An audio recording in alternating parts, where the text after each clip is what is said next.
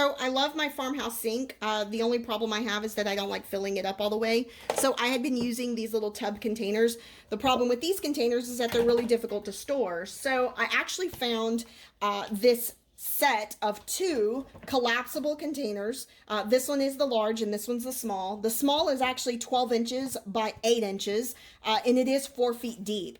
And what I really like is that, again, they collapse. They also have some pretty good little handles here on the side, but you can go ahead and easily push it out to extend it, and that is 4 inches deep. So if you're needing to go ahead and fill with ice, or perhaps maybe you're needing something to do just some small hand washing of certain things, these are perfect.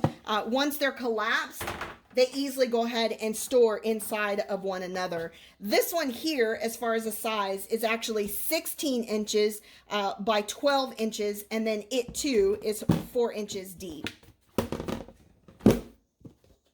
Just like that. Super easy to use, and I love the fact that you can go ahead and collapse them, and they actually will go ahead and sit in one another just like so. Nice and flat.